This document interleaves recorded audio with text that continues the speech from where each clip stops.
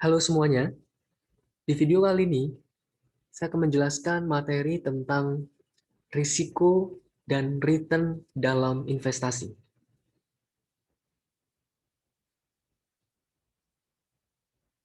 Konsep return dan risiko. Return merupakan salah satu faktor yang merupakan motivasi dari investor dalam melakukan investasi. Return juga mencerminkan imbalan atas keberanian investor dalam menanggung risiko atas investasi yang dilakukannya. Sehingga dalam melakukan investasi, setiap investor pasti mengharapkan imbal hasil atau return atas keberanian investor dalam menanggung risiko atas investasi yang dilakukannya. Return investasi terbagi menjadi dua komponen yang utama. Yang pertama adalah yield. Yield adalah komponen return yang mencerminkan aliran kas atau pendapatan yang diperoleh secara periodik dari suatu investasi. Sedangkan komponen yang kedua adalah capital gain atau capital loss, merupakan komponen return yang menggambarkan kenaikan atau penurunan harga suatu surat berharga, bisa berupa saham ataupun obligasi terutama surat utang yang jangka panjang, yang dapat memberikan keuntungan ataupun juga bisa menimbulkan kerugian bagi investor. Kalau memberikan keuntungan disebut sebagai capital gain, kalau mendatangkan kerugian maka disebut sebagai capital loss. Jadi kalau misal kita beli saham gitu ya, harga belinya Rp100 per lembar saham, kemudian kita jual dengan harga 120. Nah, berarti kita dapat capital gain karena harga jualnya 120 lebih besar daripada harga belinya, yakni Rp100. Artinya kita mendapatkan capital gain. Tapi kalau harga jualnya lebih rendah, misalkan kita beli Rp100, kita jualnya misalkan di harga Rp80 per lembar saham, maka kita mendapatkan capital loss atau rugi. Maka return total investasi dapat dihitung dengan rumus seperti ini. Return total atau imbal hasil total adalah yield ditambah capital gain atau capital loss ya. Jadi tergantung kondisinya. Apakah untung? Jika untung capital gain, jika rugi berarti capital loss. Berbicara tentang return, ada yang kita kenal dengan return realisasi atau realized return. Return realisasi ini adalah return yang telah terjadi dan dihitung berdasarkan data historis.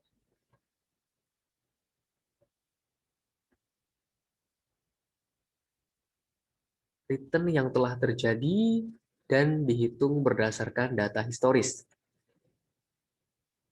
Nah, return historis ini bisa berguna sebagai penentuan return harapan dan risiko di masa akan datang. Jadi berdasarkan data yang lalu, kita juga bisa menghitung berapa return harapan di masa depan dan risikonya juga di masa mendatang. Ada juga yang kita kenal dengan return harapan atau expected return. Ini adalah return yang diharapkan bisa diperoleh investor di masa mendatang. Ya, berbeda dengan yang return realisasi nih. Kalau return realisasi sudah terjadi, sedangkan return yang diharapkan ini merupakan hasil estimasi, sehingga sifatnya belum terjadi ya. karena masih bersifatnya harapan di masa akan datang. Kalau return realisasi itu sudah terjadi. Kalau return harapan berarti ya returnnya belum terjadi.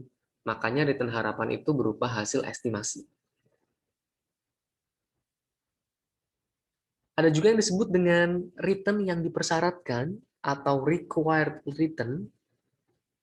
Apa yang dimaksud dengan return yang dipersyaratkan? Ya? Return yang diperoleh secara historis yang merupakan tingkat return minimal yang dikehendaki atau yang diinginkan oleh investor atas preferensi subjektif investor terhadap risiko.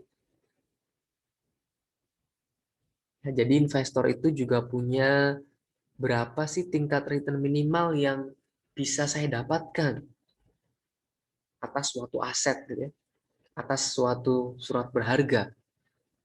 Tentunya berdasarkan preferensi subjektif investor terhadap risiko dari aset yang dia miliki.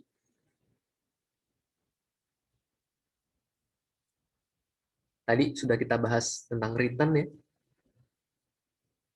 Lalu kita membahas risiko. Apa yang dimaksud dengan risiko? Risiko di dalam investasi itu berbicara tentang kemungkinan perbedaan antara return aktual dengan return yang diharapkan. Jadi, berapa besarnya perbedaan atau berapa besarnya selisih antara return aktual yang terjadi sesungguhnya dengan return harapannya.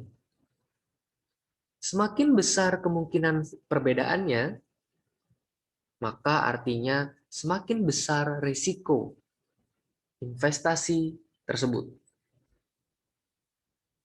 Jadi kalau selisih return aktual dan return harapannya semakin besar, artinya itu menunjukkan bahwa resikonya semakin tinggi atas investasi yang dilakukan. Ada beberapa sumber risiko yang dapat mempengaruhi risiko investasi pada aset ya, atau pada surat berharga. Misalnya risiko suku bunga, risiko pasar, risiko tingkat kenaikan harga yang terus-menerus ya, risiko inflasi itu bisa mempengaruhi, risiko bisnis, risiko finansial, kemudian risiko likuiditas ya. Ini terkait dengan kalau risiko likuiditas ya berkaitan dengan kecepatan suatu sekuritas atau satu surat berharga itu bisa diperdagangkan di pasar ya. Jadi seberapa cepat aset atau surat berharga itu diperdagangkan di pasar. Lalu ada juga risiko nilai tukar mata uang. Ya, ini terkait dengan bagaimanakah fluktuasi nilai tukar mata uang domestik ya atau mata uang suatu negara terhadap nilai mata uang negara yang lain. Kedelapan ada risiko negara atau country risk. Ini bisa terkait misalkan risiko politik ya. Jadi bagaimanakah kondisi perpolitikan satu negara itu bisa mempengaruhi risiko investasi di negara tersebut.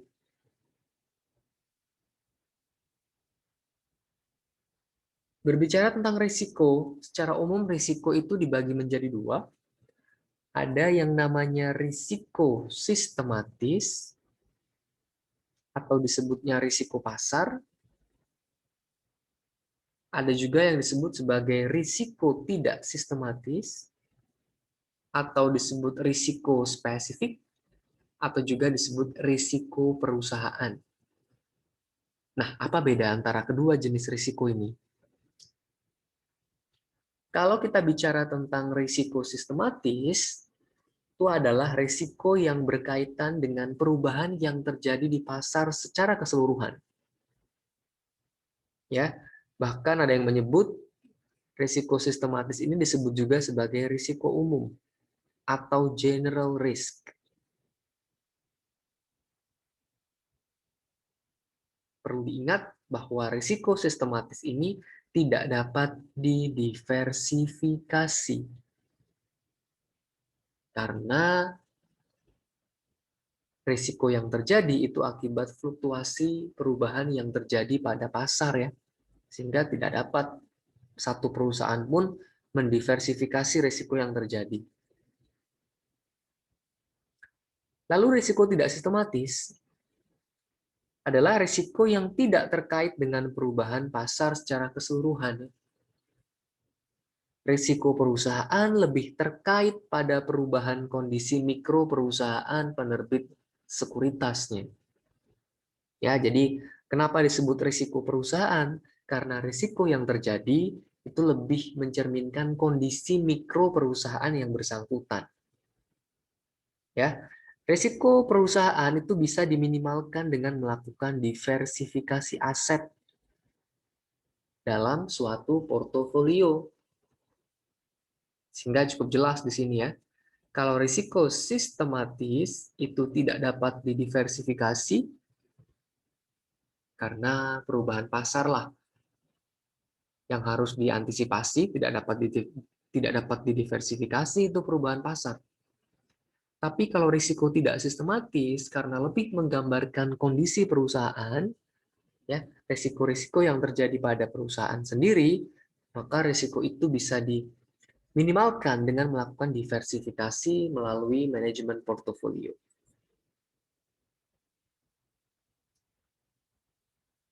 Bagaimana menghitung return harapan?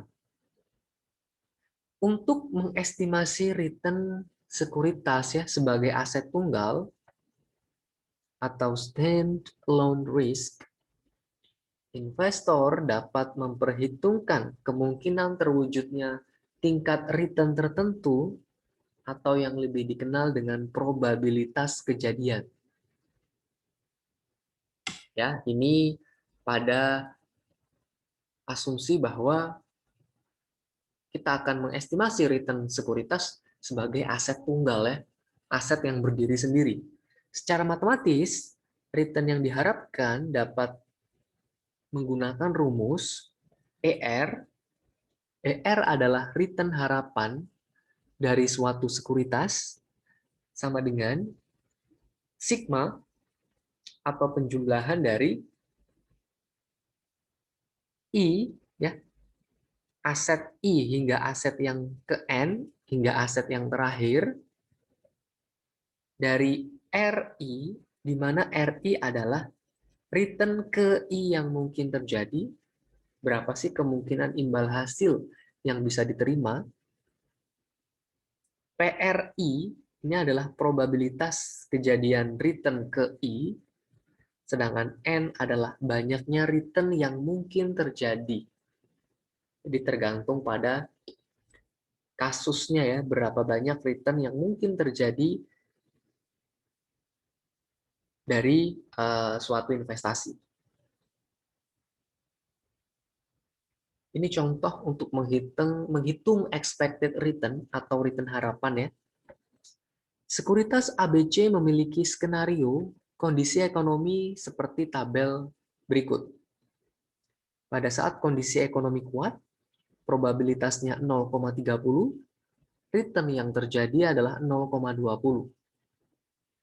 Pada saat kondisi ekonominya sedang, probabilitas yang terjadi adalah 0,40 dengan return 0,15. Pada saat kondisi ekonominya resesi, ekonominya sedang lesu ya, probabilitasnya adalah 0,30 dengan return 0,10. Dengan menggunakan rumus yang sebelumnya tadi ya, dengan mengaplikasikan rumus ini, kita bisa menghitung expected return dari distribusi probabilitas pada sekuritas ABC ini. Maka expected return-nya adalah 0,30 kita kalikan dengan return-nya. Dikali 0,20 ditambah 0,40 dikali 0,15 ditambah 0,30 dikali 0,10.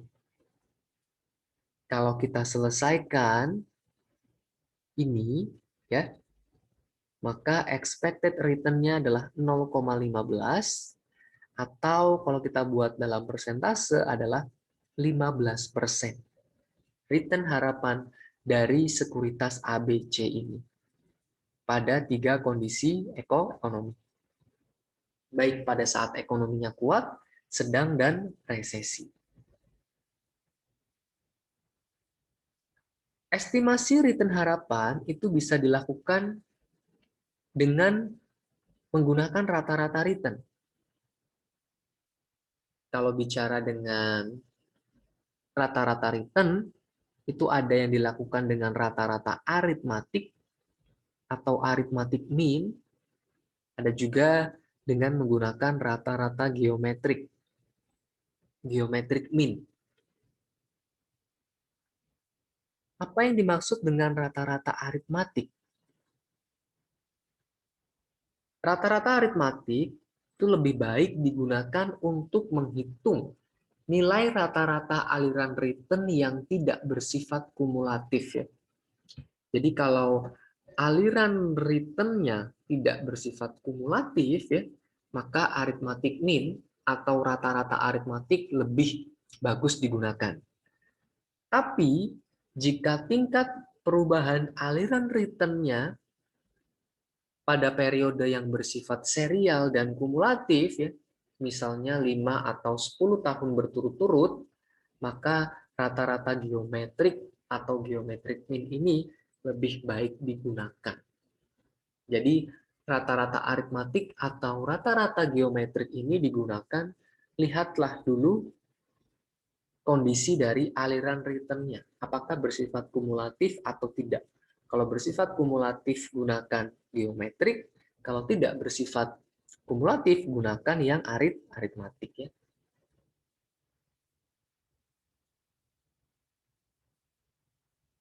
Kedua metode tersebut, ya, aritmatik dan geometrik, itu dapat digunakan untuk menghitung suatu rangkaian aliran return pada periode tertentu. Misal, return suatu aset selama 5 atau 10 tahun, ya.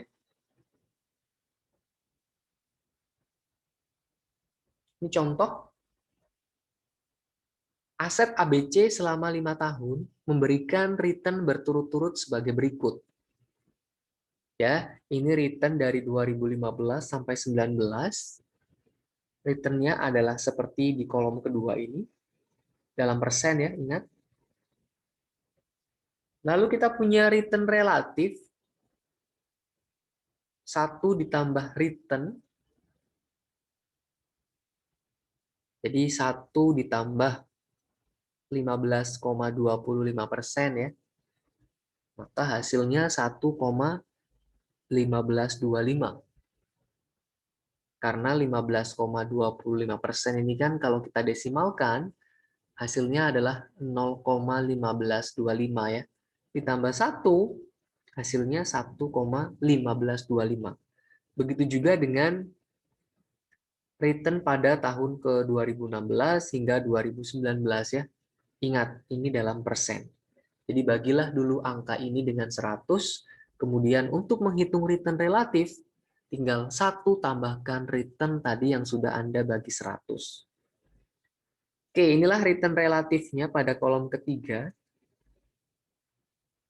Ini akan digunakan, ya, sebenarnya untuk menghitung yang rata-rata geometrik. Kalau untuk rata-rata yang bersifat aritmatik, kita cukup menggunakan kolom yang kedua.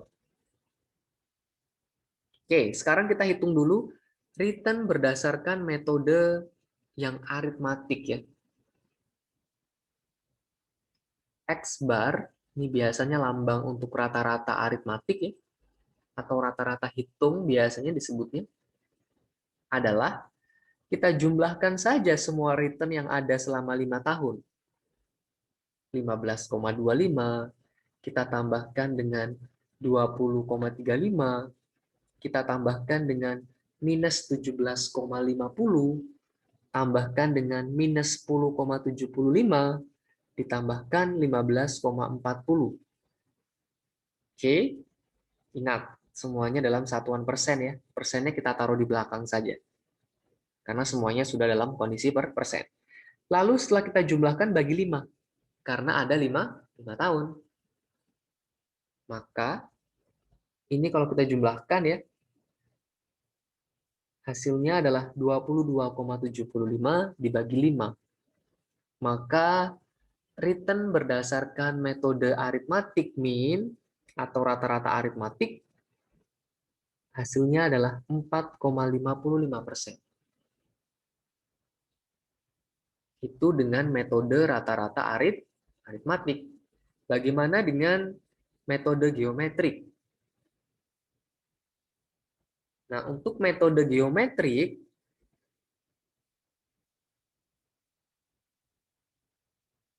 caranya adalah G sama dengan, ya simbolnya G, geometrik, 1 ditambah return di tahun yang bersangkutan ya.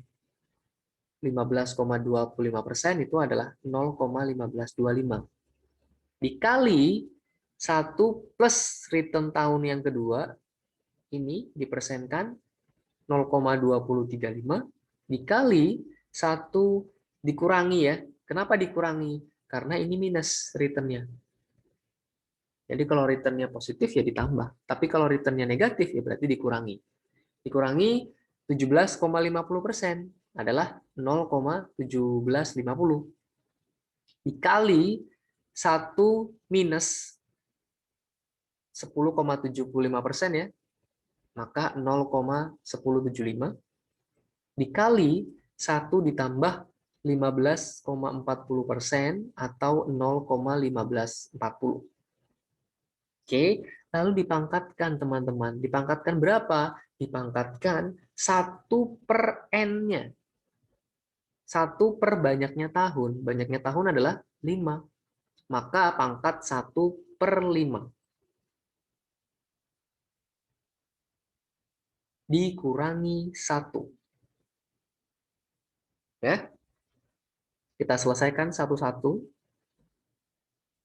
1 ditambah 0,1525, 1,1525 kali 1 tambah 0,2035, hasilnya 1,2035, 1 dikurangi 0,1750, hasilnya 0,8250, dikali 1 dikurangi 0,1075, hasilnya 0,8925, dikali 1 tambah 0,1540, hasilnya 1,1540, dipangkatkan 1 per 5, dikurangi 1. Oke, ini kalikan semua dulu teman-teman. Kalikan semua. 5 angka ini dikalikan, hasilnya 1,1786, pangkat 1/5, dikurangi 1. Nah, 1,1786 dipangkatkan 1/5, ya, atau di akar pangkat 5 ya. Jadi kalau Anda di kalkulator boleh 1,1786 pangkat 1/5 atau akar pangkat 5 dari 1,1786 hasilnya adalah 1,0334. Lalu dikurangi 1.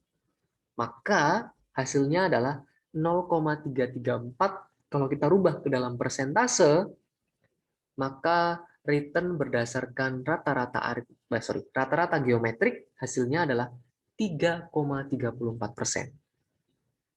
Ya, di sini kalau kita lihat untuk yang geometrik lebih kecil ya dibandingkan dengan yang aritmatik.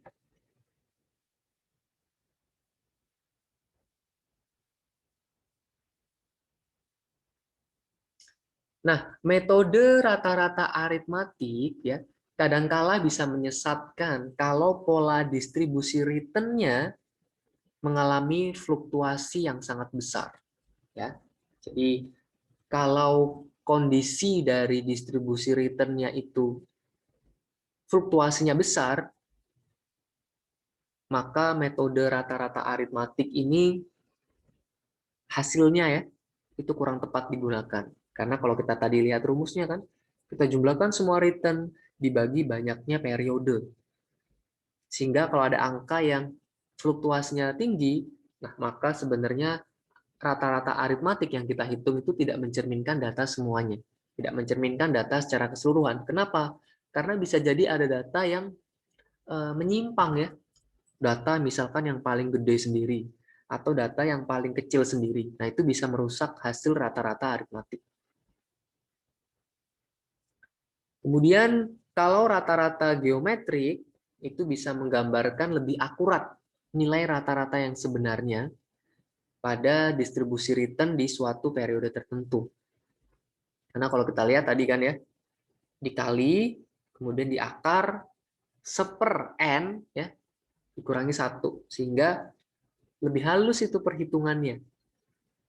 Walaupun ada angka-angka yang bersifat, angkanya misalkan angka-angka yang menyimpang ya, angka-angka yang terlalu tinggi atau angka-angka yang terlalu rendah. Dia tidak sensitif dengan itu. Oke, tadi kita lihat ya, bahwa return dengan metode geometrik itu lebih kecil dibandingkan dengan metode yang aritmatik.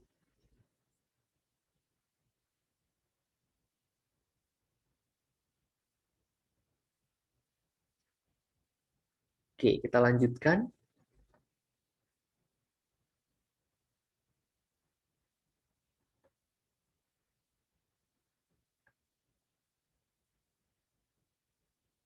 Nah, untuk penghitungan tingkat perubahan aliran return pada periode yang bersifatnya serial atau kumulatif, ya, yang bersifat serial dan kumulatif, metode geometrik lebih disarankan untuk digunakan. Ya, tapi kalau yang returnnya, aliran returnnya tidak bersifat kumulatif, maka yang aritmatik itu lebih disarankan untuk digunakan. Ya. Jadi lihat pola distribusi returnnya. Apakah returnnya bersifat serial dan kumulatif, maka pakai geometrik. Tapi kalau returnnya tidak bersifat kumulatif, gunakan yang aritmatik.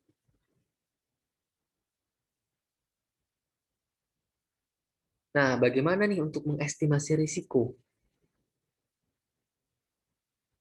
Besaran risiko investasi itu bisa diukur dari besaran deviasi standar. Jadi kalau kita bicara statistika ya, deviasi standar itu cerminan risiko pada investasi. Deviasi standar dari apa? Dari return harapan kita.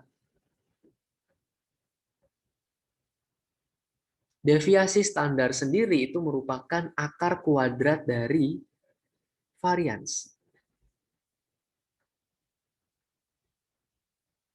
Ingat, deviasi standar adalah akar kuadrat dari varians yang menunjukkan seberapa besar penyebaran variabel random di antara rata-ratanya ya. Jadi seberapa jauh atau seberapa besar penyebaran data yang kita punya terhadap rata-rata dari data yang kita punya.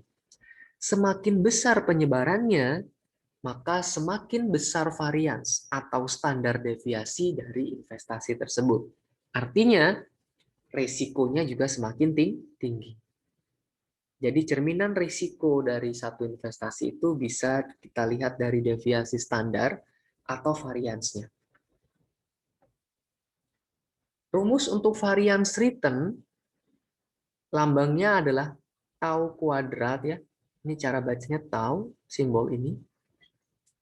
Tau kuadrat adalah sigma dari RI.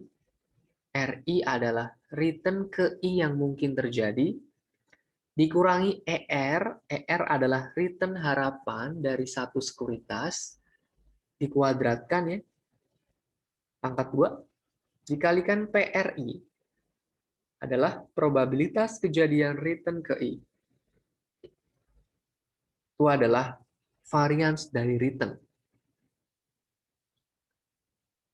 Ya, tau kuadrat adalah variance return. Nah, deviasi standar atau tau atau deviasi standar adalah rumusnya variance ya, tau kuadrat kita pangkatkan setengah. Atau ini kan sama aja ya, sama dengan akar pangkat 2 dari tau kuadrat. Jadi deviasi standar itu adalah akar dari variansnya, akar pangkat 2 ya. Atau varians Anda pangkatkan setengah. Jadi silakan mau pakai pangkat setengah atau pakai akar pangkat 2 dari variansnya, itu adalah gambaran dari besaran deviasi standar. Nah, berikut ada contoh estimasi risiko. Ini adalah data return saham DEF. Kolom 1 ini mencerminkan return-nya RI 0,07, 0,01, 0,08, 0,10, 0,15. Kolom kedua mencerminkan probabilitas yang terjadi, PRI 0,2, 0,2, 0,3, 0,1, 0,2. Dan ingat, kalau kita jumlah probabilitasnya ini wajib 1 ya. Atau 100% dari semua kejadian ya. Jadi probabilitasnya ini wajib 1. Nah, kemudian kita tinggal hitung nih. Ya, ini tahapan-tahapannya udah dikasih cara yang mudah ya. Kolom 3, ini dari kolom 1 kali kolom 2. Misal, 0,07 dikalikan 0,2. Hasilnya 0,014. Ya, Anda kalikan aja sesuai barisnya. Ini kali ini, hasilnya ini. Ini kali ini, hasilnya sekian. Ini kali ini, hasilnya ini. 0,15 kali 0,2 hasilnya 0,030. Oke, kemudian kita tinggal jumlahkan ini. 5 angka ini kita jumlahkan. Hasilnya 0,08. Nah, 0,08 ini adalah expected return yang terjadi untuk data return saham DEF ini. Ya. Jadi kalau ditanya berapa expected return-nya? 0,08. Oke. Kemudian kolom yang keempat ini adalah RI, kolom pertama ya, Anda kurangi dengan expected return-nya. Jadi masing-masing angka di sini kita kurangi dengan 0,08. Contoh, 0,07 dikurangi dengan 0,08, hasilnya minus 0,010. 0,01 dikurangi dengan 0,08, hasilnya minus 0,070. Ya, demikian untuk angka-angka yang lain ya. Tinggal Anda kurangkan dengan 0,08, hasilnya Anda taruh di sini. Oke. Setelah kolom keempat, kita menghitung kolom yang kelima. Dari mana? Dari RI minus ER dikuadratkan. Ya. Artinya kolom keempat ini tinggal kita kuadratkan masing-masing. Atau kita pangkatkan 2 ya. Minus 0,010 dipangkatkan 2, 0,0001. Oke. Minus 0,070 dipangkatkan 2, 0,0049. Ya, demikian juga untuk angka-angka yang lain tinggal Anda kuadratkan, kemudian letakkan di sini angkanya. Oke. Kemudian dari kolom kelima ini ya, RI minus ER kuadrat ya. Kita beralih ke kolom keenam ya. Yakni RI minus ER kuadrat kalikan dengan PRI-nya. Artinya kolom kelima ini, angka-angka pada kolom kelima ini kita kalikan dengan kolom keduanya. Misal 0,0001 kita kalikan dengan 0,2, hasilnya 0,00002. 0,0049 kita kalikan dengan 0,2 di sini, hasilnya adalah 0,00098. Demikian juga untuk angka-angka yang lain ya. Ini kita kalikan dengan ini kita kalikan dengan ini kita kalikan dengan ini, hasilnya tinggal Anda tulis di sini. Kemudian kalau kita sudah hitung satu-satu, ini kita jumlahkan teman-teman. 5 angka ini kita jumlahkan. Hasilnya adalah 0,00202. Nah, 0,00202 inilah yang kita sebut dengan variansnya atau tau kuadratnya. Jadi varians dari data return saham DEF sebesar 0,00202. Itu varians. Bagaimana dengan deviasi standarnya atau taunya? Tau adalah varians dipangkatkan setengah ya. Maka 0,00202 ini variansnya ya, kita pangkatkan setengah. Atau akar pangkat 2 dari 0,00202 adalah 0,0449. Kalau kita rubah ini menjadi persentase, maka deviasi standar atau taunya 4,49%. Nah, dalam kita mengukur resiko sekuritas ya, kita juga perlu menghitung resiko relatif sekuritas yang bersangkutan. Nah, resiko relatif ini menunjukkan resiko per unit return harapan. Ya, resiko per unit return harapan. Nah, ukuran resiko relatif yang bisa digunakan adalah koefisien variasi. Rumus dari koefisien variasi adalah deviasi standar return dibagi return harapan. Maka untuk kasus ini, koefisien variasinya berapa? Deviasi standarnya berapa? 0,0449 dibagi return harapan. Return harapannya adalah ini ya, expected return-nya, ER-nya, 0,08. Maka hasil bagi ini adalah 0,56125.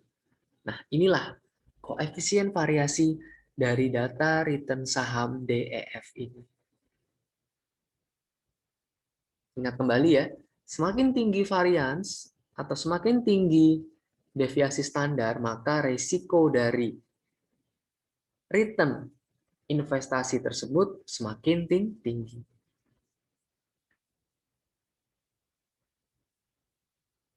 Kemudian kita bicara tentang analisis risiko portofolio. Ya. Dalam manajemen portofolio dikenal adanya konsep pengurangan risiko sebagai akibat penambahan sekuritas ke dalam portofolio. Ya. Jadi kalau kita tambahkan sekuritas pada portofolio yang kita punya, harapannya adalah risikonya bisa berkurang. Nah, rumus untuk menghitung varians portofolio dapat dihitung dengan rumus berikut ini. Ya, ini varians portofolionya. Tau P adalah tau I dibagi N pangkat setengah. Kita akan melihat bagaimanakah mengaplikasikan rumus ini ya.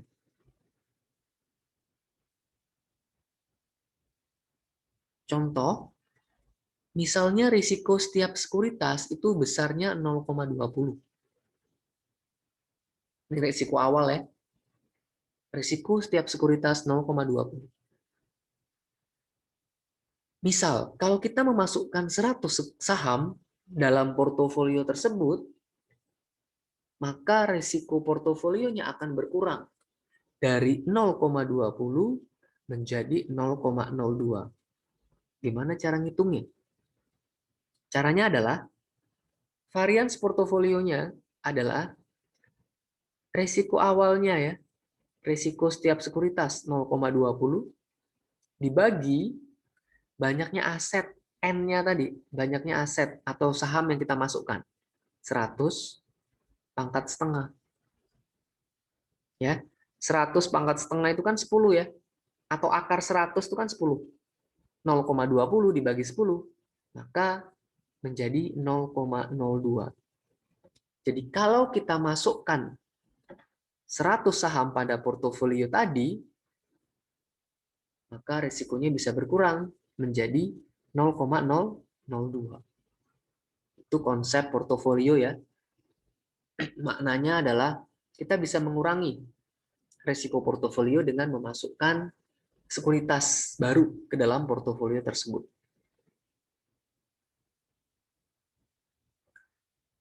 Dalam konteks manajemen portofolio, semakin banyak jumlah saham yang dimasukkan dalam portofolio, maka pengurangan risiko yang terjadi akan semakin besar manfaatnya.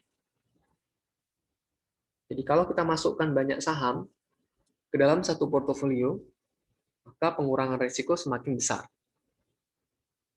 Meskipun demikian, manfaat pengurangan risiko portofolio akan semakin menurun ya pada jumlah tertentu, dan setelah itu bisa jadi tambahan sekuritas tidak bisa memberikan manfaat terhadap pengurangan risiko portofolio.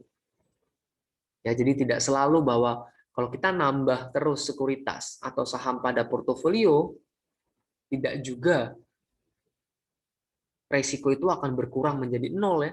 Tapi pada titik tertentu, penambahan sekuritas juga tidak akan membawa manfaat untuk mengurangi risiko portofolionya.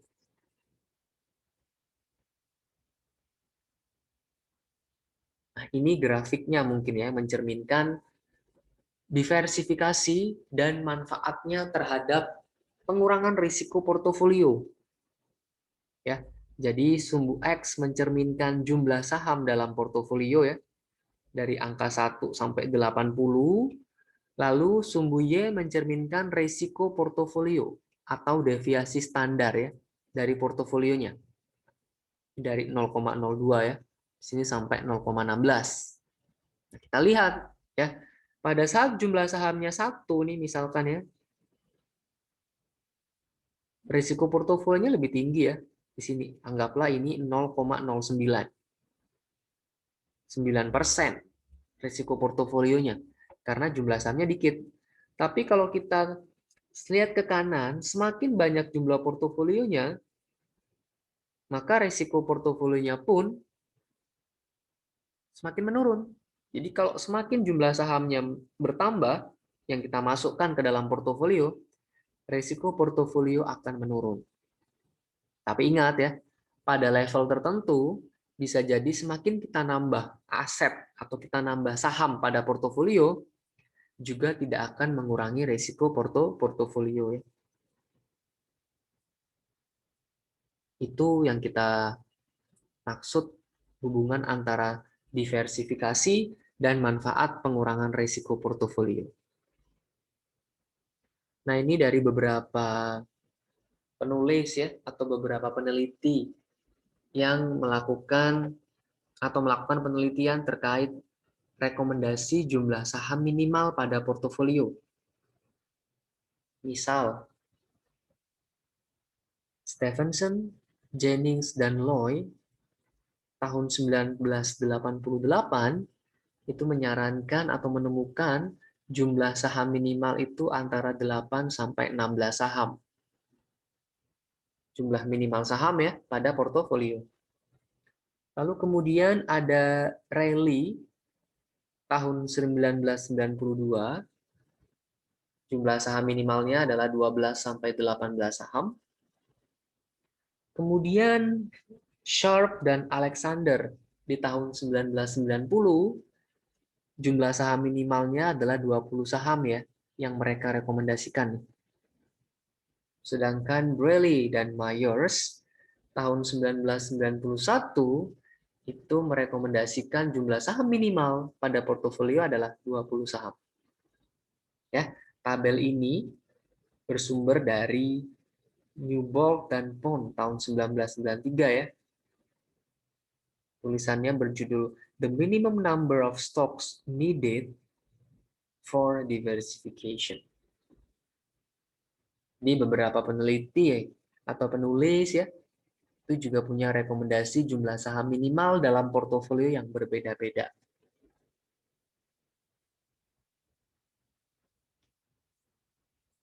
Kita bicara diversifikasi. Diversifikasi itu dalam investasi adalah pembentukan portofolio melalui pemilihan kombinasi sejumlah aset tertentu sedemikian rupa hingga Risiko dapat diminimalkan tanpa mengurangi return harapan kita. Ya, kita bentuk portofolio dengan kombinasi sejumlah aset yang kita punya. Harapannya adalah risiko bisa diminimalkan tanpa mengurangi expected return kita. Masalah dari diversifikasi itu adalah penentuan atau pemilihan sejumlah aset-aset spesifik tertentu.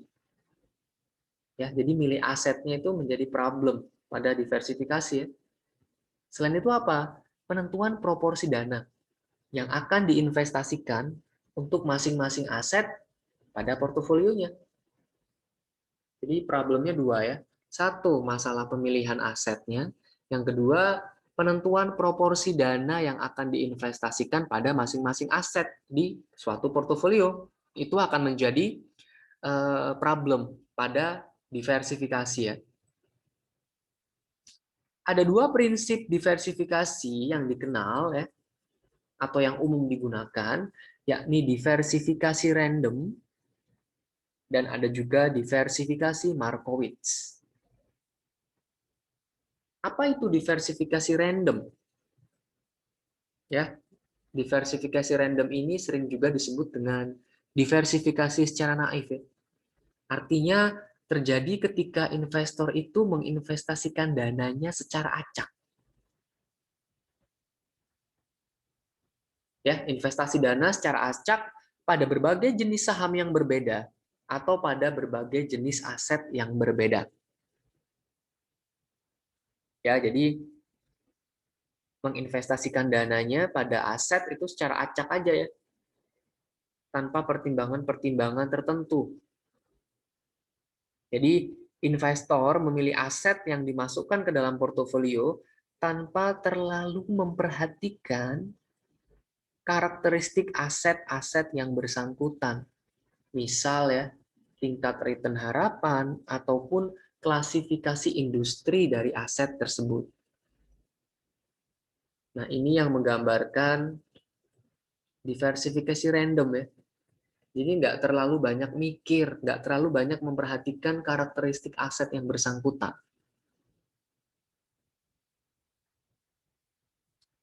Dalam diversifikasi random, semakin banyak jenis aset yang dimasukkan dalam portofolio, semakin besar manfaat pengurangan risiko yang akan diperoleh. Tapi, dengan marginal penurunan risiko yang semakin berkurang ya.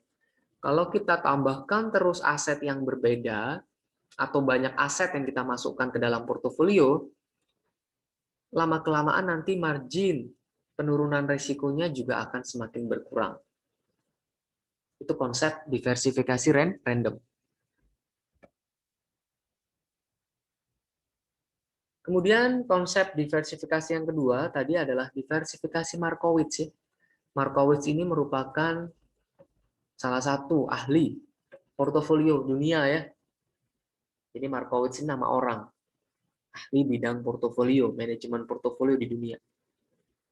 Jadi kita sebagai mahasiswa di bidang keuangan ya harus paham sekali dengan tokoh-tokoh investasi di dunia ya. Salah satunya Markowitz, ini bapak keuangan modern ya, karena dia memunculkan konsep portofolio yang dikenal dunia sampai saat ini. Nah, konsep diversifikasi Markowitz ini mempertimbangkan berbagai informasi mengenai karakteristik setiap sekuritas yang akan dimasukkan dalam portofolio. Jadi jelas bedanya ya. Kalau diversifikasi random tadi tidak mempertimbangkan karakteristik aset yang akan dimasukkan dalam portofolio. Tapi kalau diversifikasi Markowitz ini mempertimbangkan karakteristik sekuritas atau aset yang akan dimasukkan pada portofolio. Diversifikasi Markowitz menjadikan pembentukan portofolio menjadi lebih selektif, terutama dalam memilih aset ya. Harapannya apa? Harapannya adalah bisa memberikan manfaat diversifikasi yang paling optimal ya. Bisa menurunkan resiko dari berbagai aset yang kita punya. Itu adalah penjelasan mengenai konsep diversifikasi Markowitz yang mempertimbangkan karakteristik aset yang akan dimasukkan pada sebuah portofolio. Demikian yang dapat saya sampaikan terkait materi risiko dan return dalam investasi. Ya, jadi gambarnya seperti timbangan ini ya.